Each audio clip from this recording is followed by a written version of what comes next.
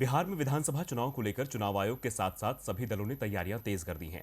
चुनाव साल के आखिर में होने हैं और सभी दल सत्ता पर काबिज होने के लिए एड़ी चोटी का जोर लगा रहे हैं। इसी क्रम में अब भारतीय जनता पार्टी ने भी अपनी कमर कस ली है। दरअसल बिहार के पटना में बीजेपी की 2 दिवसीय प्रदेश कार्य समिति की वर्चुअल बैठक के अंतिम दिन बीजेपी ने चुनाव के लिए नया नारा दिया है। तो क्या है बीजेपी का ये नया नारा और चुनाव को लेकर क्या है बीजेपी की रणनीति, इस रिपोर्ट में देखिए। बिहार विधानसभा चुनाव को लेकर तमाम दल चुनावी मंथन में जुट गए हैं। इसी के साथ अब बीजेपी भी खुलकर चुनावी मैदान में उतर आई है।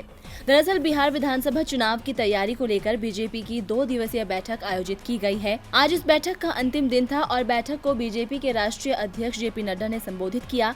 नड्डा ने इस दौरान बिहार चुनाव को लेकर एक नारा भी जारी किया है, बीजेपी है तैयार, आत्मनिर्भर बिहार।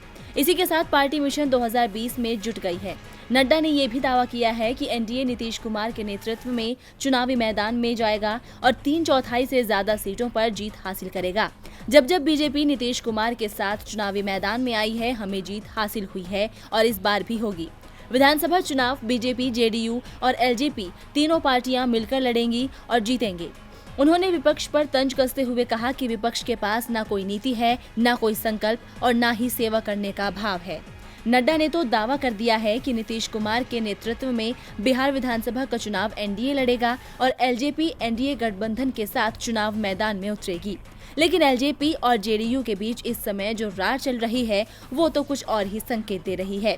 बीजेपी को सबसे पहले इसे रोकना होगा, क्योंकि एलजेपी अध्यक्ष चिराग पासवान नीतीश कुमार को हर मुद्दे पर घेर रहे हैं।